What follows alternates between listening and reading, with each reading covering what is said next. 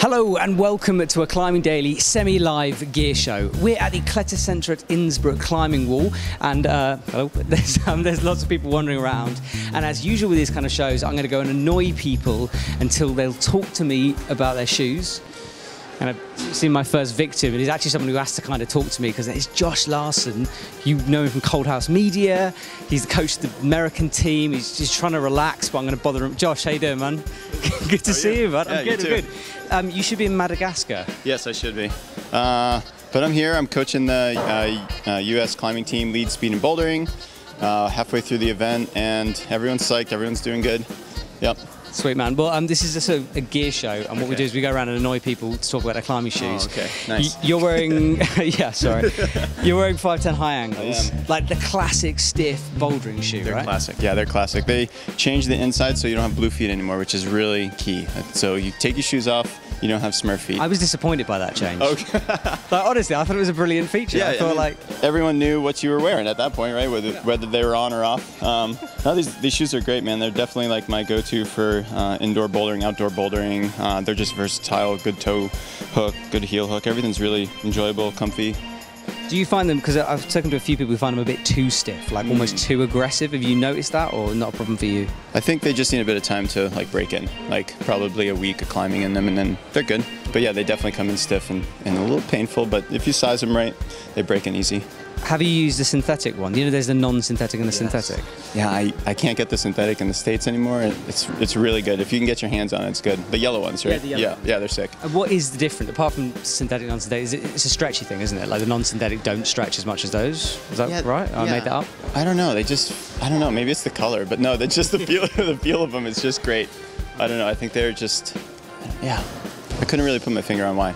Okay. I could make something up for you. Yeah, do.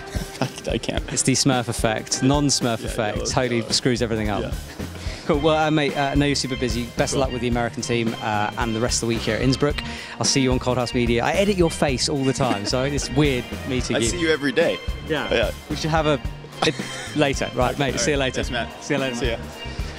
Okay, one done. Let's go find someone else. Okay, so gentleman there who wears the shoes. Can I sit down? Is that all right? Yeah. Thank you. Mate, what's your name? Freddie. Freddie, nice to meet you. I'm Matt. Hi. Freddie, the reason I came over is because you wear the Scarpa VSRs, which is my sort of bouldering shoe of choice if I want something a bit softer. Yeah. Why do you use them? Why do you like them? Exactly what you just said. Basically, they fit my foot shape really well. They're a softer shoe, so I used to wear a different pair of shoes pretty regularly, which were a lot stiffer than these. So when I switched to these, I found that they just kind of wrapped around my foot a little bit better. I particularly like the heel on these, and I find that I can toe hook in these a lot easier than my older, stiffer shoes because it gives me a bit more flexibility in my foot. How did you find they developed over time? Because I think I've had mine for like a year solid now, and they've definitely changed for me in feel. Have you noticed that? This is my second pair of these. I kind of get shoes concurrently, so that I never have a pair that's completely gone through. These are probably about 2 years old now, and they've definitely softened. So they started off as a fairly soft shoe, but now they're even softer than they were when they started. Which, like, again, I really like. It means they're super comfortable. Like, we've had a really hot summer in the UK where I train, and so feet tend to expand a little bit in the heat, so they've been perfect for that, kind of have that little bit of extra movement in them. That's what I found, because mine have softened, but what I find is it's become like it's moved from a beginning was almost a sport climber shoe, then it became a bouldering shoe, and now it's my gym shoe just because of that softness, and I guess it evolves during that time.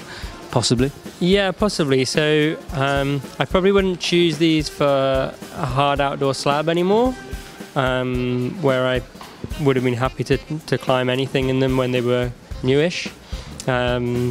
But now they work really well for kind of like high heel hooks and things because they're that much softer. I get that much more movement around my ankle and my midsole. So they work really well for high heels, like mantling, topping out and things. So I do still wear them outside, like if I'm bouldering on sandstone, that kind of thing.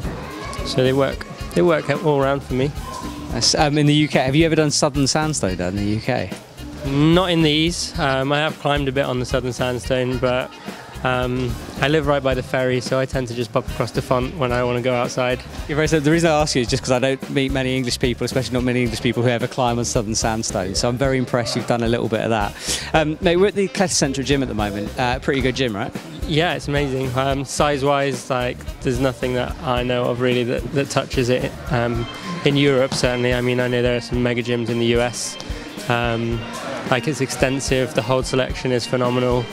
And yeah, it's a great place to climb. Cool. Well, on that note, I'll let you get back to it. Cheers for having a chat. Great shoe choice. Cheers, Matt.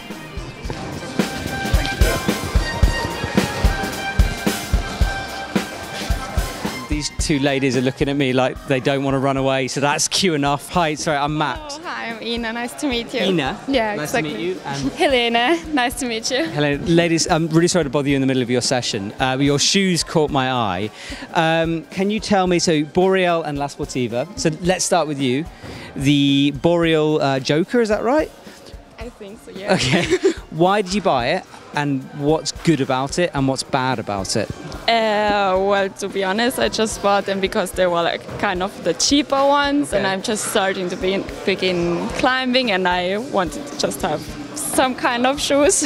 And well, I don't know. That's kind of No, the I reason. think that's fair. Like when you start climbing, like I remember my first pair of shoes, and like cheapness is key because at the end of the day, you don't know if you're going to love the sport, and you want something comfortable. So, do they feel good on your feet? Are your toes crimped or straight? Yeah, a little bit. I think they're just right, and they told me that they fit me. So those are the shoes to wear. Can I ask you, do you know what size those shoes are? No, but I can. And what's your normal street shoe size? What's that? Normally I have like 36, no, sorry, 38 or 39, and this is 38. But they are made in Spain, and they told me that those shoes are smaller. That's fair. Yeah, that sounds reasonable. But about for other people who want to buy the Boreal Joker, about street shoe size if you want something comfortable, right? Yeah, well, actually, I think you should have them a little bit smaller to be better, okay. but... So if you were to buy them again, would you go half a size smaller? I don't know, for me they are fine because I'm just beginning, but maybe someone more advanced would buy like smaller size. Sounds like good advice to me. Thank you very much. I'm going to swap size now. Helen, I'm going to join you. So, La Sportiva, Yeah. what model are they? I'm not sure, I have no idea to be honest. I don't know. Can I... Yeah, take your time. Are you a beginner climber as well? Exactly, yeah. So I just went to the store and asked them what they recommend, and they recommended me those shoes. And I already know the brand from other like hiking shoes, so I was like, fine, yeah. And do you find them sticky or not sticky? Do you feel confident with them on when you're climbing? Yeah, I mean, I'm also just a beginner, but I feel very confident, and yeah, they do their job, I think, I don't know. Nice. Could you take them off a sec and see if it says the name? Because I don't actually immediately recognise the model myself. I should know this, but I don't. Apologies, EpicTV world, I screwed it up. Are they really disgusting? Yeah. The tarantulas. Tarantula. Okay, right, fine, yeah. So that's the tarantula, La Sportiva tarantula. Great beginner shoe. Really, can I just hold them up? Sure. Don't worry, if they smell too much, Sorry. it's fine, don't worry. It's a flat profile, as you can see. So a great beginner shoe and a great outdoor shoe if you're doing longer multi-pitch routes. If you ever want to get into that, these are pretty good for that. Okay, I perfect. promise. Yeah, thank you. Cool, I'll give them back to you. Thank you so much Thank for your you. time, ladies. Enjoy the gym, and I'll talk to you later. Yeah, bye.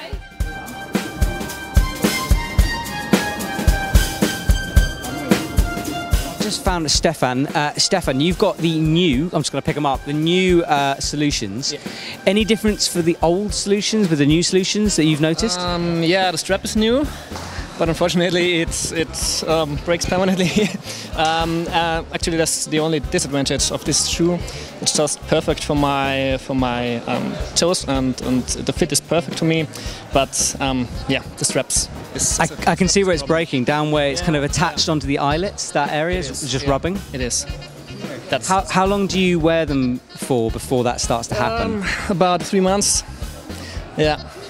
Do you think that's because you're like really tightening them up hard and that's why that happens? Yeah, that may be a point, but actually it shouldn't be a problem.